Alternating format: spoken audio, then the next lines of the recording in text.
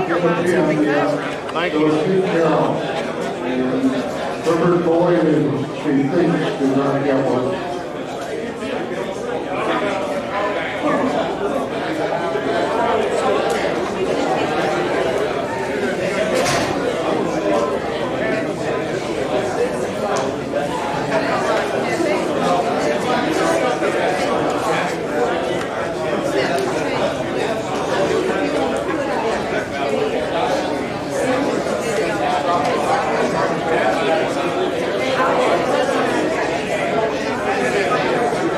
I'll just leave it up here so that point takes somebody.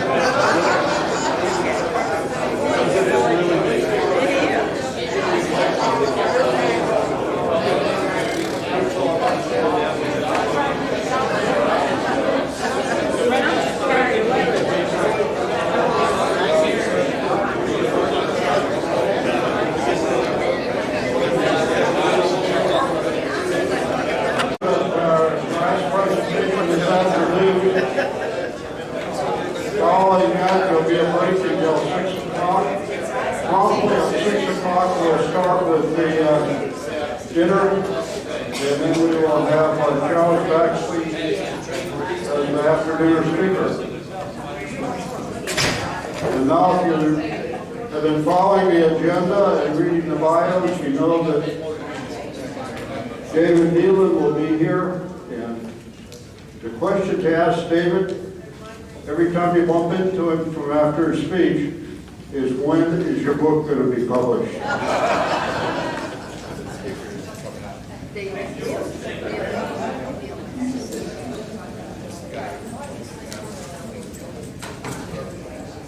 Okay, good evening. My name is David Neilan, and I am not from South Carolina. My mother is, but I'm not. I had an email from George from Carroll, actually from Carroll, but I don't know if George ever sends emails, but they always come George/Carroll. But I assume it's from Carroll, asking me if I wanted to come to speak this year, but I actually wanted to know where I was. Because last year, I was not available because I was tried to stay in Hawaii for a while. But I had to come back, especially for this year, because you guys must hear what I have to say about Francis Marion at the end of his life, the twilight of his life, as opposed to what we keep talking about, which is all the good, exciting stuff, like the battles he was in, the people that he was responsible for running ragged.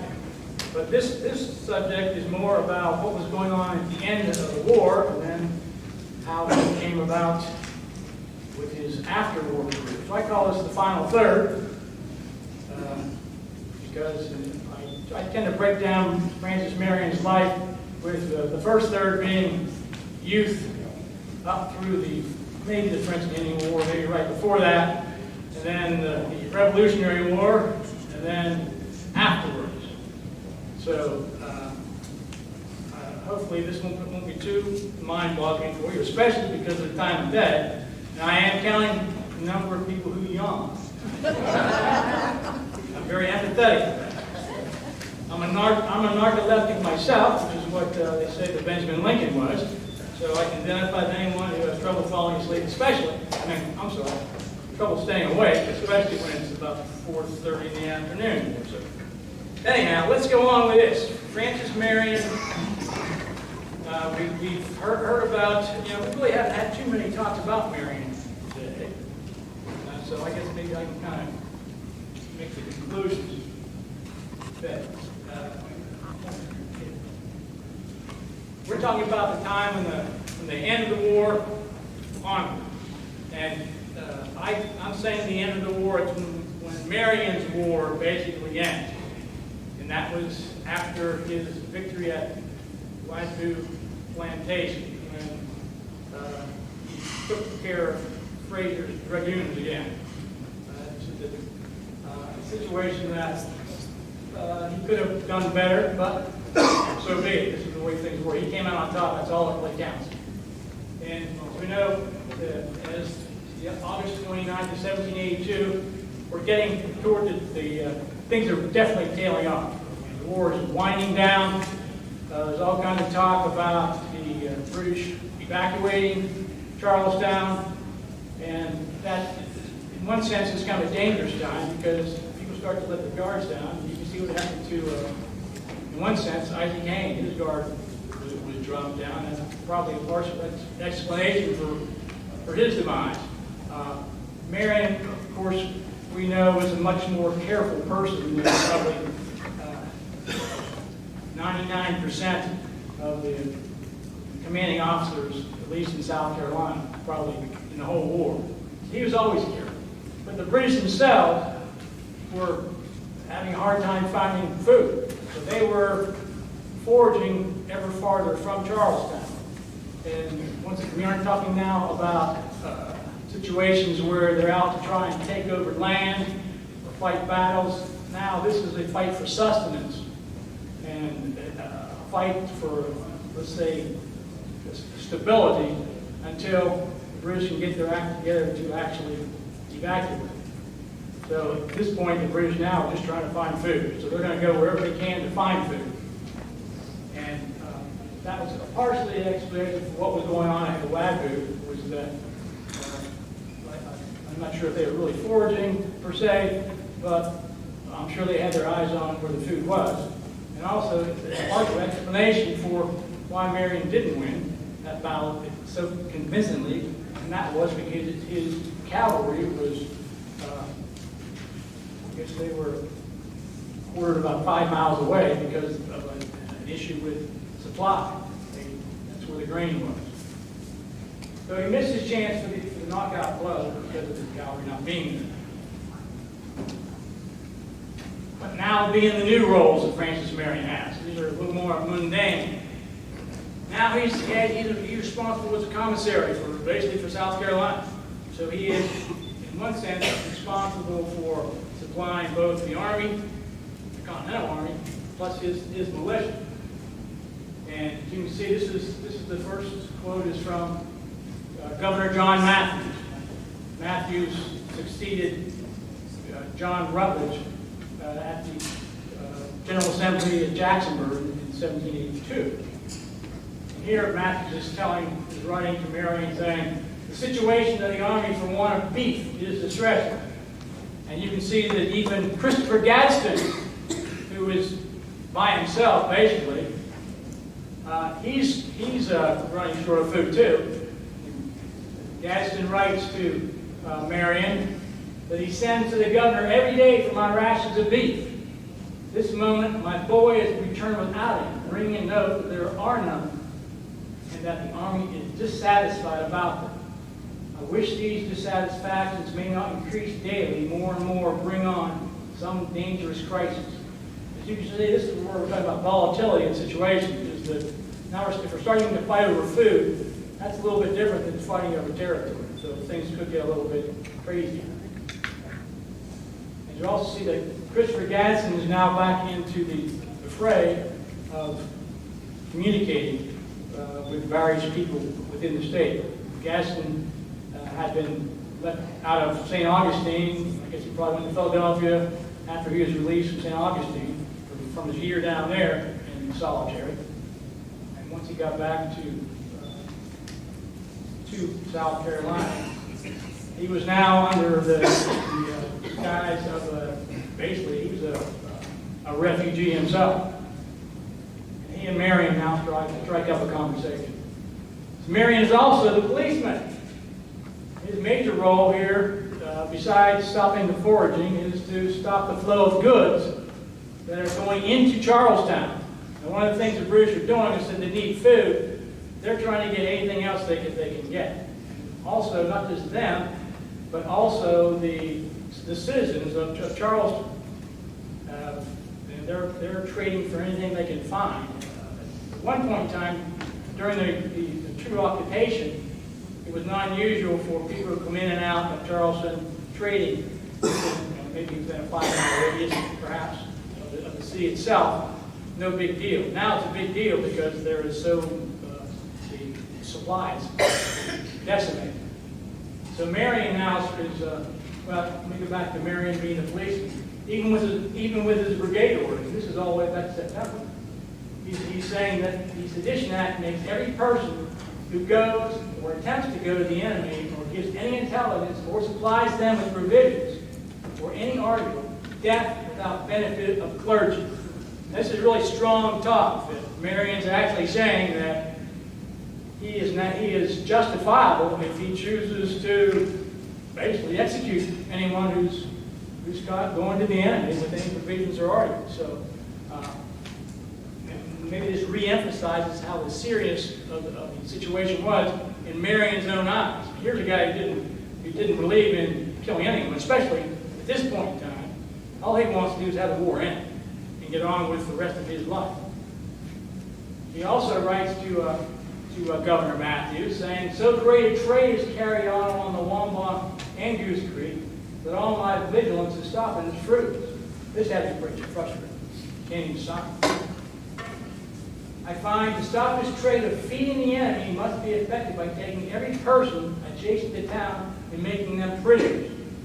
Obviously, things are pretty widespread as far as the illicit trade. And this truly gives you a picture of how what Marion's head is really like, what he's really thinking. His true character. Because he says, "Believe me, good sir, I wish to be clear of every public employment. But to retire when my country calls for my poor abilities, I should call it cowardice. And am determined, notwithstanding my debilitated body, to do everything in my power to see this once happy country enjoy its former liberty."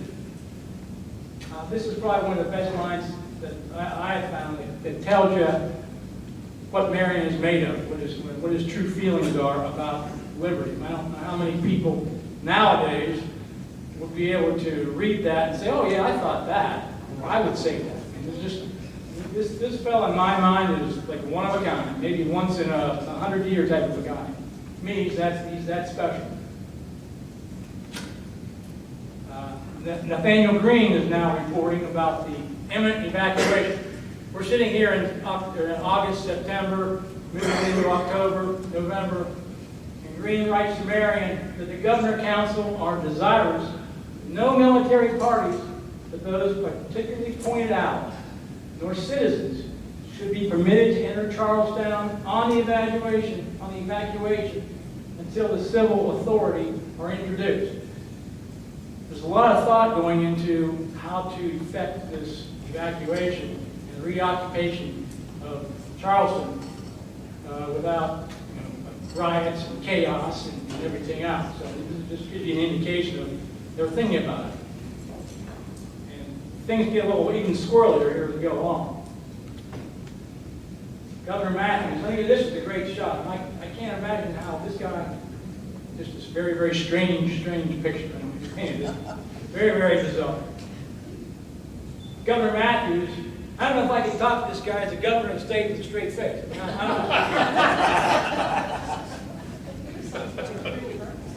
Anyway, Matthews writes to Green that he plainly foresees a great deal of confusion and perhaps worse consequences that will arise from an indiscriminate admission of the inhabitants previous to the reestablishment of civil government in the town.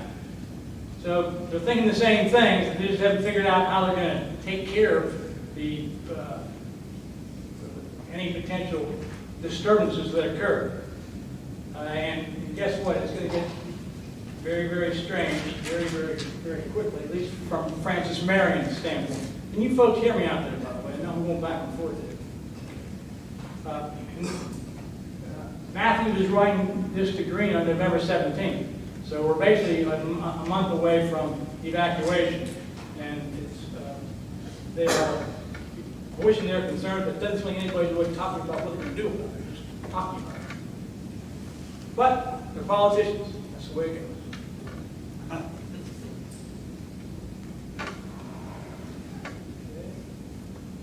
Okay, so basically, now we have Green is writing Marion. So you can see we have Matthews, Green, Marion, the triumvirate, speaking back and forth about how we're going to take care of it.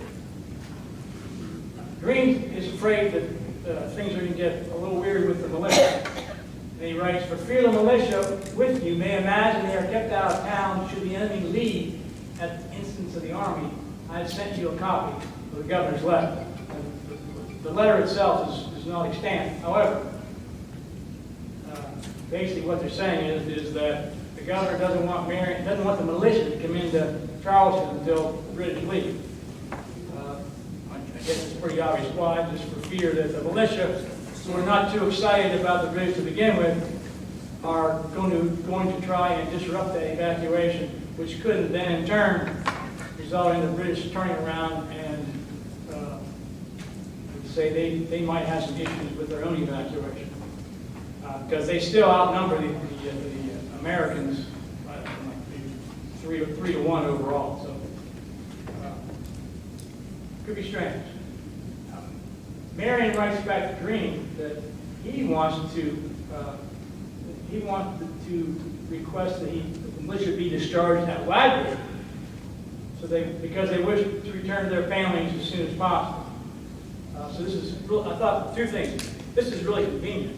For one, that Marion would write this, and the militia really wants to get home as opposed to go into Charleston. It's probably true, but it seemed rather convenient to state that for the time being. And of course, Marion's reason, he doesn't want to go in either. His reason is that I never had the smallpox, and it may be in town, and I would not wish to take it naturally. Unfortunately, I guess naturally, unnaturally. Unnaturally would be just to be inoculated. He was never inoculated. So he has a very convenient reason for not wanting to go in also. And I think if you're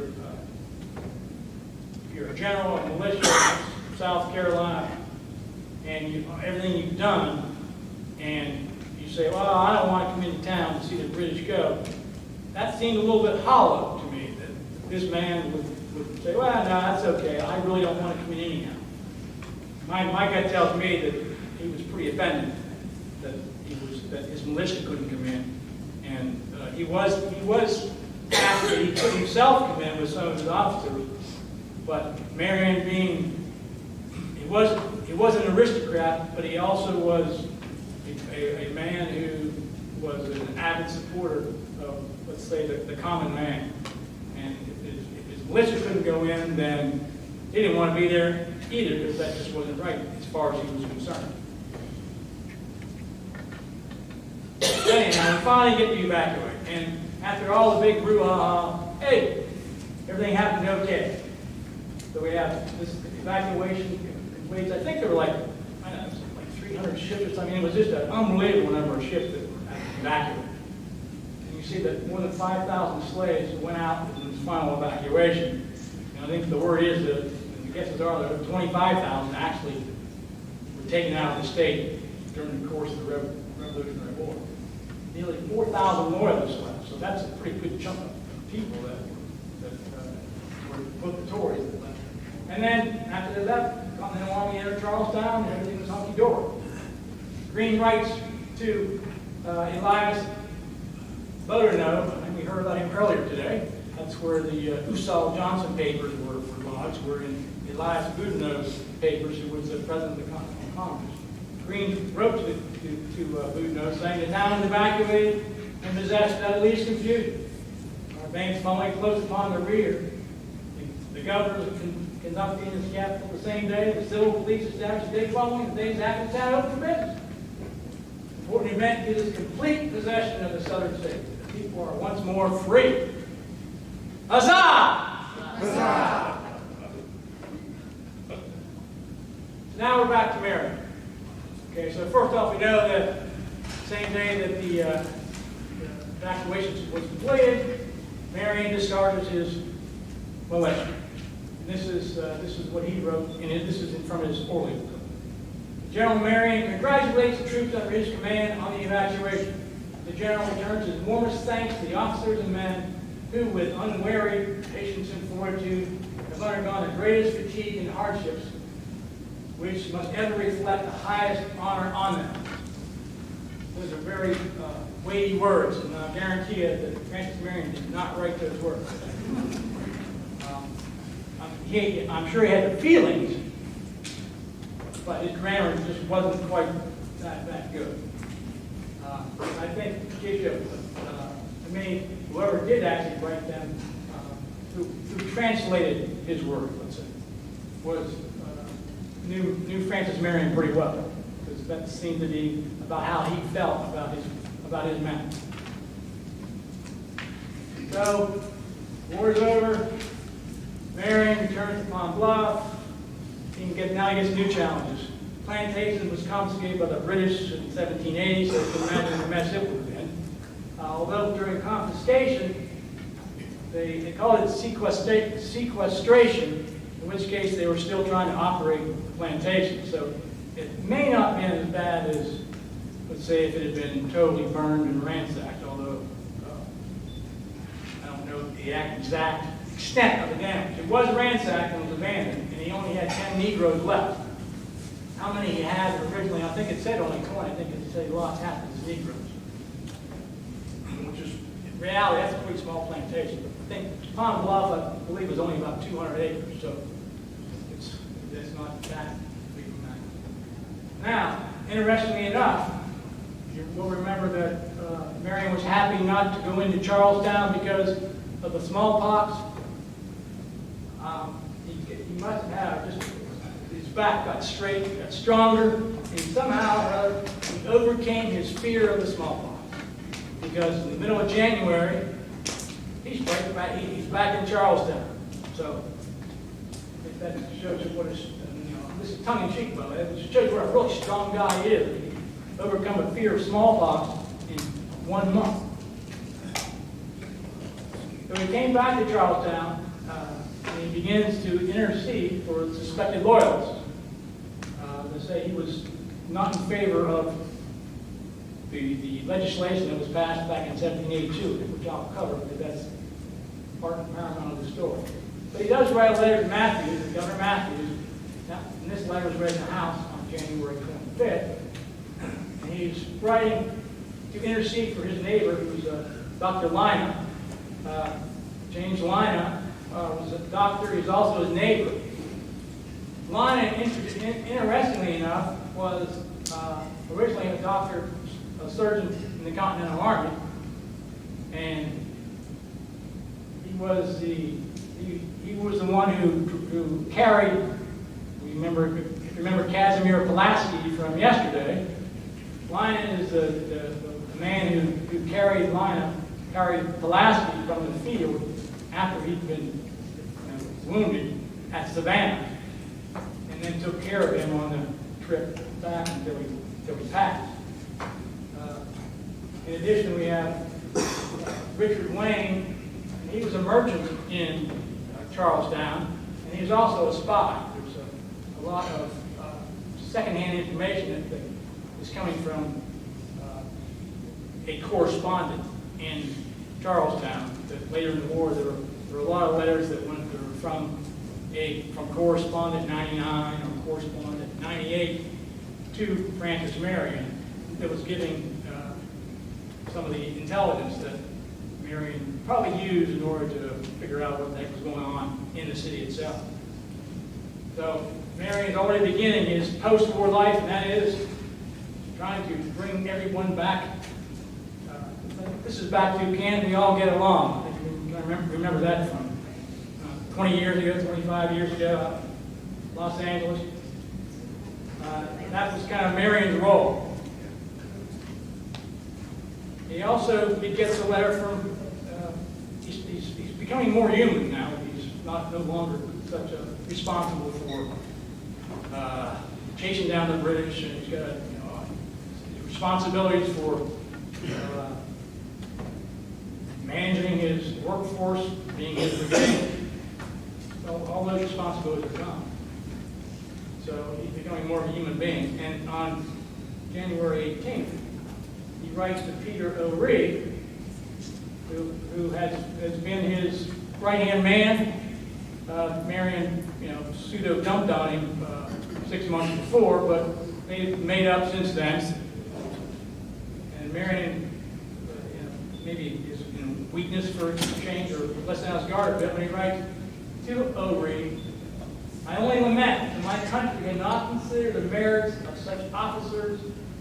This means General Nathaniel Greene and 10,000 acres given to him by the state of South Carolina, and provided for them, instead of giving to strangers. 10,000 guineas would have a great way in elevating the distresses of a great many good and faithful servants. But as the old saying goes, that kisses go by favor. I have lost one half of all I had, and am now to set down with half pay and 10 working negroes, which is all my fortune. But all this cannot alter love for my country. My principles cannot be altered by neglect. Once again, words to live by.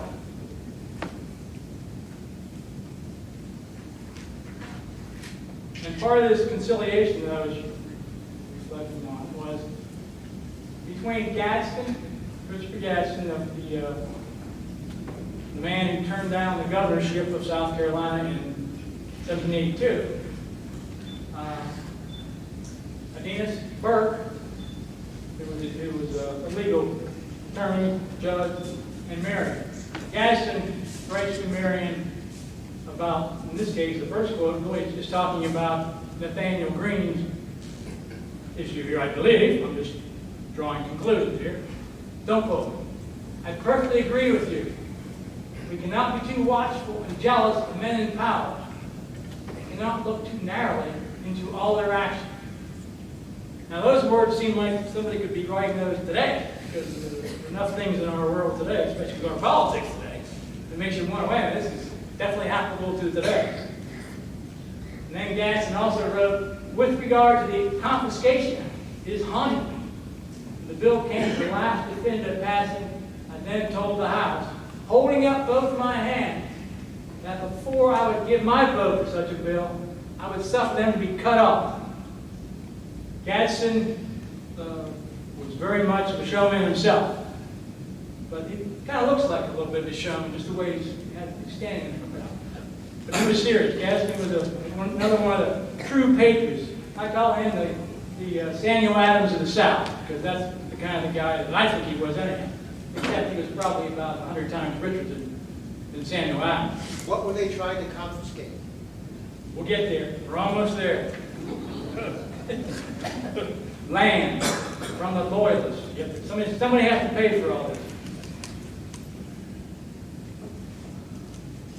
I should have told that. Thank you. I wish you had told me that about 10 minutes ago. We'll change the order. That's okay. We'll work on it. Aeneas Burke justifies the people who gave their allegiance to the British. He thought it was justified. And here you go. Here's a South Carolina judge who says that what all the loyalists did in going over to the British side was okay. Because he said the law of nations allow the people to shift for themselves when the lawful prince is driven out. I don't think Burke had too many friends after saying that. I really don't believe it. Marion was the silent voice of reason. You don't hear him talking about it anywhere because and he wasn't that much of a man who did much talking anyhow. He was more the action man. I think behind the scenes, he was probably a decent lobbyist. His sentiments, however, had been made official a year and a half before that, when he made a treaty with a loyalist Colonel Micaiah Gainey on the PD River. He and Gainey sat down, and Marion, actually this is Peter O. Reed, drew up the treaty that was based on an earlier treaty that Marion had written, which said that they, being the loyalists, shall have a full pardon for all treasons committed by them against the state, and, most importantly, enjoy their property and be protected by the laws thereof.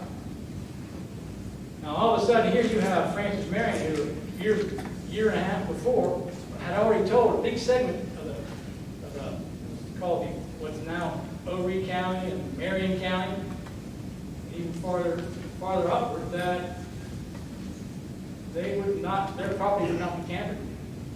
But meanwhile, we'll see that's not going to be the case.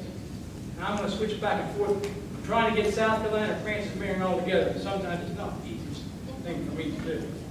But while all this is going on with Marion trying conciliator, we have what's going on with South Carolina. I mean, the war's effectively over.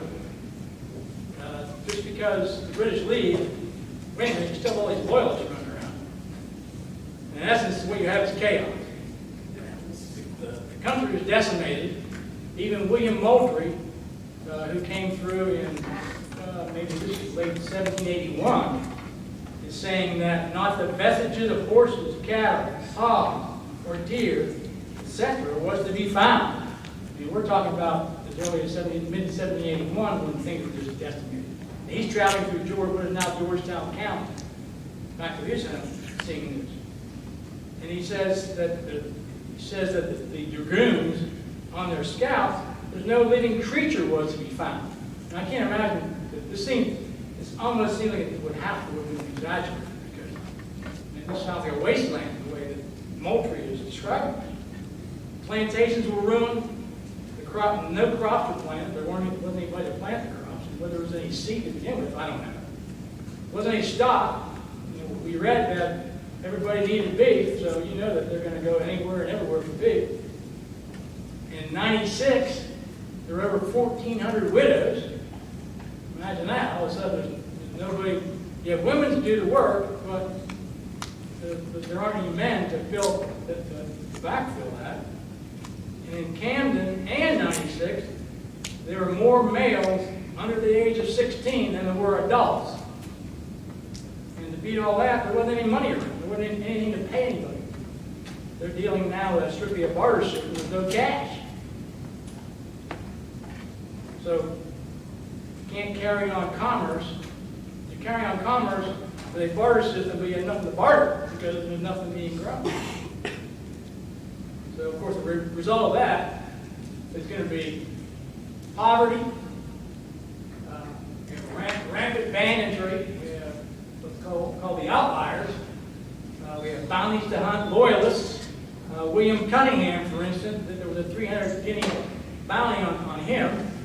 And I think Francis Marion was probably happy that they had gotten rid of, that he had let David Fanning, who was a North Carolina loyalist, who was pretty brutal himself. Marion let him come through his country, through the PD country and on to Charlestown. If he had stayed in North Carolina, he probably would have been much like Bill Cunningham. It was running rampant in the back country and then killing people indiscriminately. Charleston itself, we have anti-Tory rallies. This is going on off and on for 2 years, where mobs railed against the Loyalists, the leniency of the Confiscation Act, easy terms for British merchants. And you would think that whenever all the Loyalists went, the British merchants would go too. Heck no, they didn't want to go because they had to collect debts and they had inventory to sell. So they wanted to stay on, and probably the consumers wanted them to stay on also because they're the only ones that could import any product. So the Charleston merchants didn't want any British merchants here because the Charleston merchants didn't have any goods to sell, and once they did, the British merchants were going to undercut them. So you have all this going on. By June 1783, there were already 4 murders because of these riots. David Ramsey, who wrote the first history of the Revolutionary War, he wrote the history of the Revolutionary War in the South, published it in 1785. He's writing, a spirit has gone forth among the lower class of people to drive away certain persons whom they call Tories. And Ramsey is referring to the artisans, even some of the merchants, the sailors, just your day workers. I mean, in this case, you now have the beginning of a true class differential. Well, I won't call it quite a class war, but we're getting kind of going toward that. I mean, we already had class distinctions with the aristocracy and the, what's called the middle class, lower classes. Now, nothing was really coming out of it. There weren't really that many physical disputes, people complaining about. Now you're actually having physical riots going on. And then we have this Ananias Burke, who I mentioned in the previous slides, who was a conciliator, saying, holding court at present is a farce, a mockery of justice. after a Tory was acquitted, there was one who was hanged by a mob. In other words, so you get acquitted, you get a fair trial, and then you come out, and you get hanged. So this time, this is really a tough time for Karen McNutt, Wade Cole, Charles Baxley. You guys are just out of work. And there's another thing to say is Burke advised people not to allow a Tory to have an attorney, because all that was going to do was plug things up worse. And if they did have an attorney, that attorney himself could be in for some trouble too. This is a case where there's no hold bar.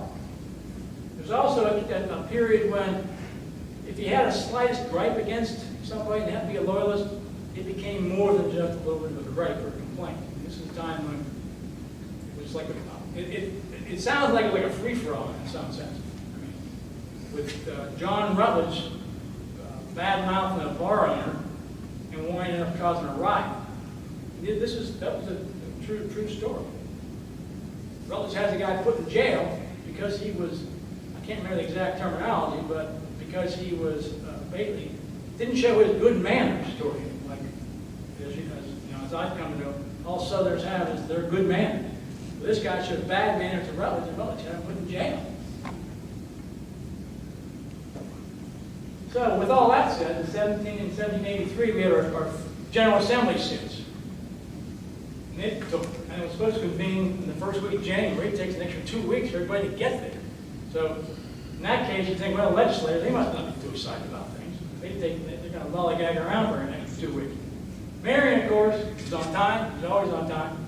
He was the previous year he wasn't because of having some other issues.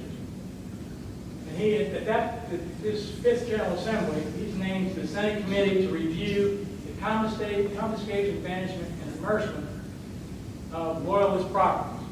And at the 1782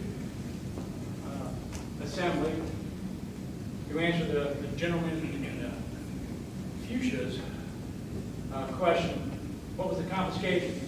At that assembly, there were 6 articles that would qualify one to have their property confiscated, and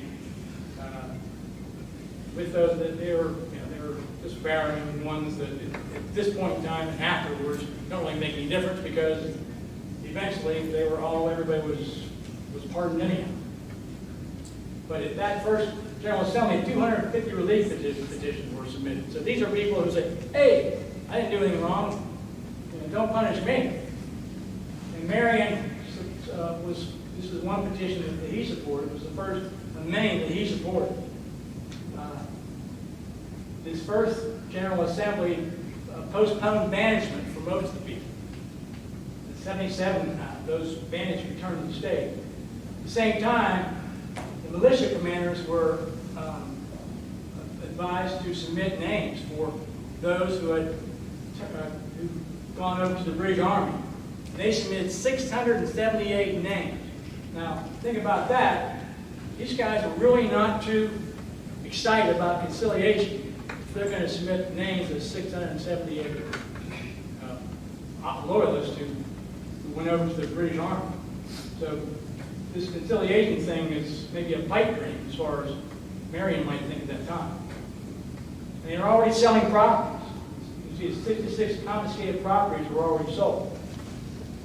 And then we have a little bit of the folklore of Marion. Marion was so, according to legend, was so upset that during a dinner with Governor Matthews, he raised his hand and said, "Damnation to the Confiscation Act." This is how upset he is being portrayed.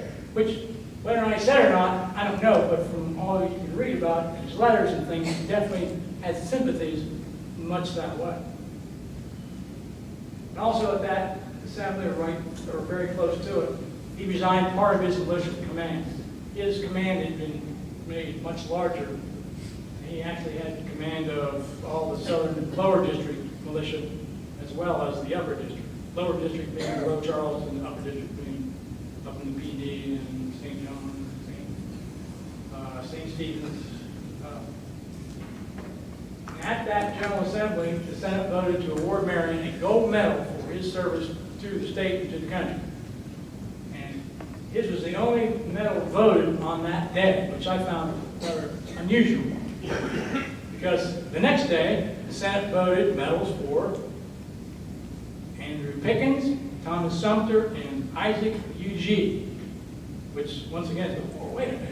Marion gets the vote on the one day, and the three other guys have to wait till the next day. So I tend to look at this as, this just shows me that Marion, they thought more of Marion than they did of the other three. I feel good about that. With my bias, with my Marion bias, I feel pretty good about that. Other thing that happened, the British merchants were allowed to stay. Charlestown was incorporated, that's what it means as far as incorporated, and the name became Charleston, which now I feel much better about. I was really tired of saying Charlestown, and then having Peggy Pickett tell me Charleston. So we ironed it out last night, so I feel better about that. Finally, Congress promoted Marion to a full colonel. Now let me give some background. Marion was made a Lieutenant Colonel Commandant back in 1781. And that was with a proviso that with his next promotion, he would be promoted, he would leapfrog over the colonel rank and become a brigadier general of the Continental Army. And that was because there weren't any colonels who were regimental commanders. And Marion was a regimental commander, but he was being promoted, but they couldn't promote him to colonel because of prisoner of war changes and blah, blah, blah. So they made up this title of Lieutenant Colonel Commandant. And that's why Marion became that. And, unfortunately, he should have been promoted to a brigadier general in 1783. But instead, he was only promoted to a full colonel. Now, you might say, well, that's not fair, but you know, it says the resolution of 27 May 1778 notwithstanding. That's okay in one sense because you know all the other lieutenant colonels who should have been promoted before, they would have been all promoted to general, to colonel also, right? Only the colonel and not the general. So Marion didn't get penalized at all. But guess what? Apparently 26 other lieutenant colonels were promoted to general and not to colonel like Francis Marion. You know, wait a minute, this is Francis Marion. He saved the war. He saved the war for all of us. And you're not going to promote him to brigadier general while 26 other know-nothings up north, because that's where they all were. We didn't do anything after what? After 1778 or whatever, they didn't do anything. Sat around. But Marion, unfortunately, was only promoted to the full colonel. Interestingly, the Secretary of War of the Department of War was none other than Benjamin Lincoln, General Benjamin Lincoln, the loser at Charlestown in May of 1780, and who was Marion's commanding general in 1780. So this general who commanded Marion and made him basically the organizer of the decimated Continental Army after the Battle of Savannah, winds up not promoting the guy who did so much for him, for Lincoln. And it just boggles the mind how this guy can get stomped on like he would. But then again, Lincoln's from Massachusetts. Karen.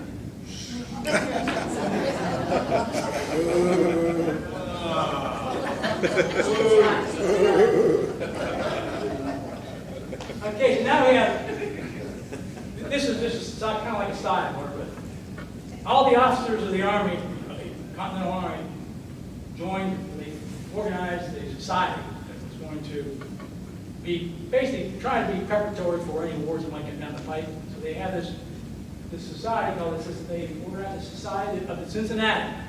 And of course, they made George Washington president.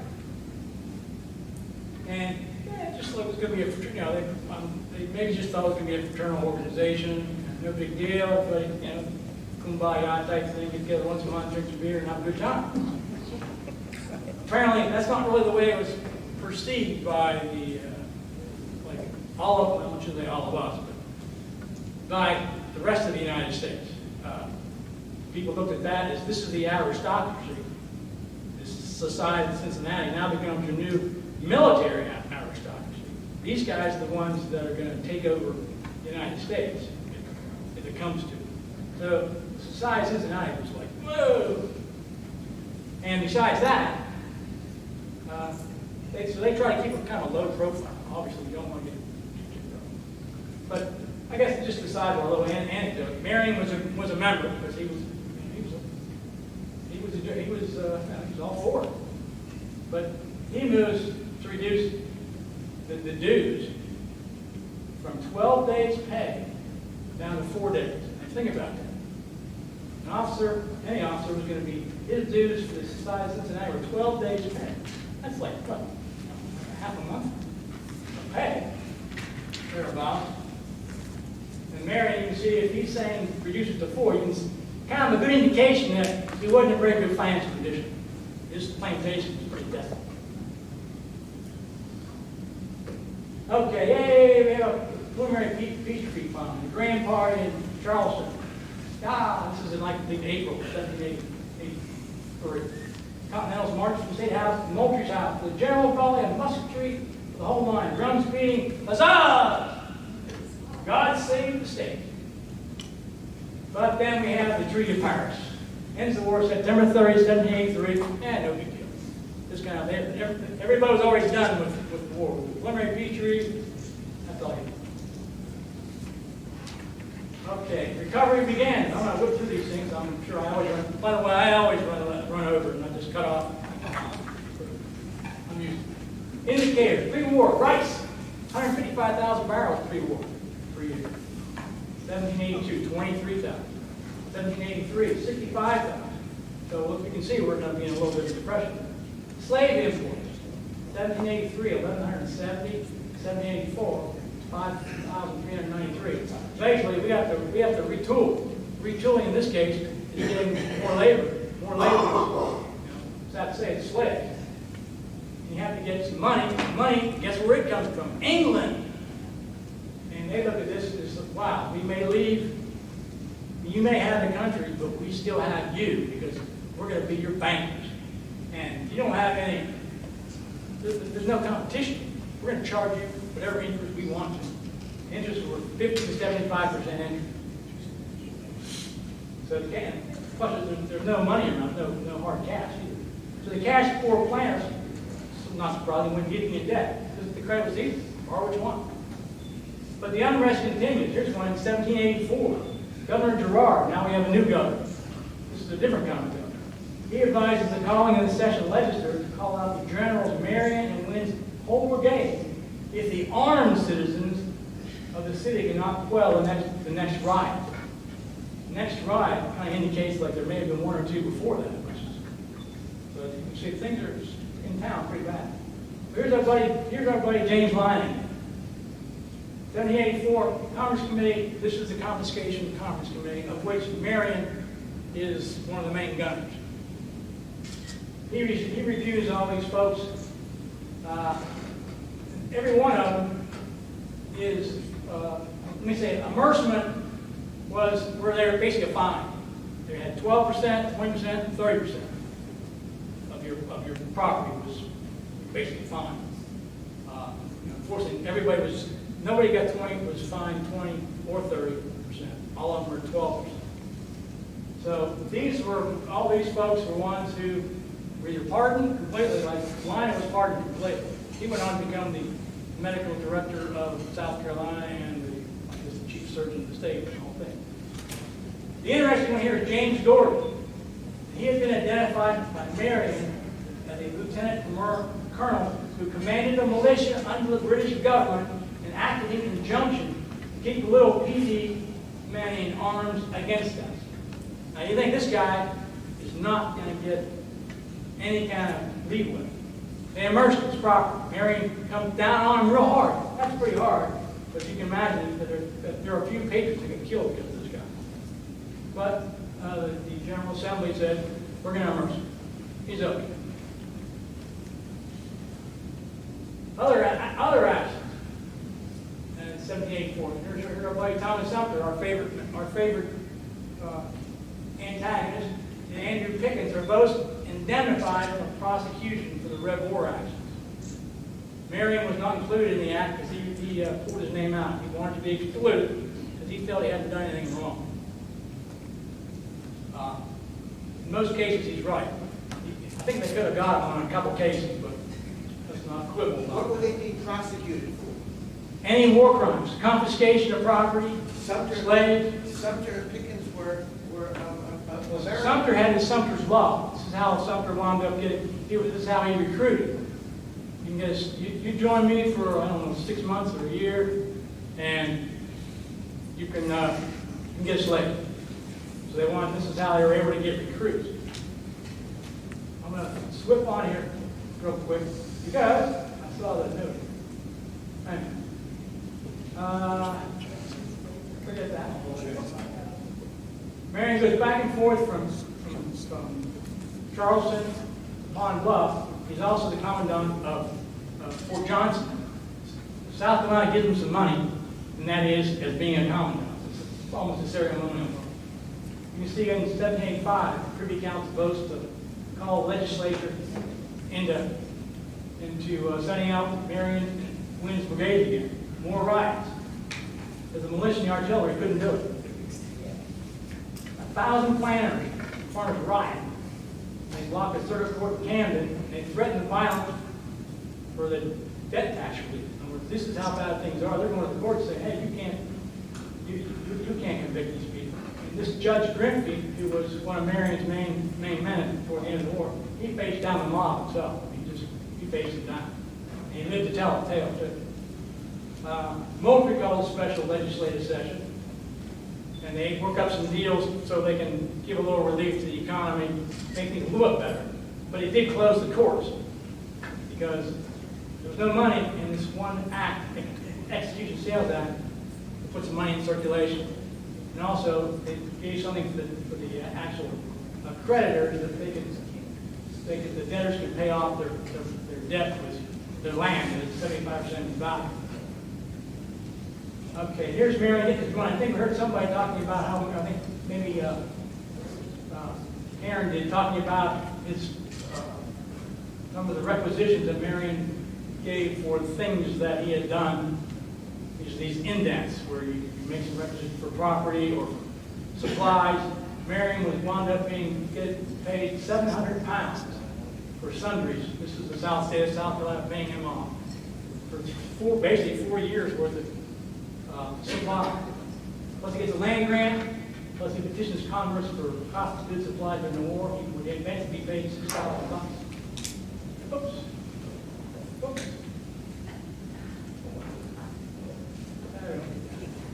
1786, this is the war. Marion gets married.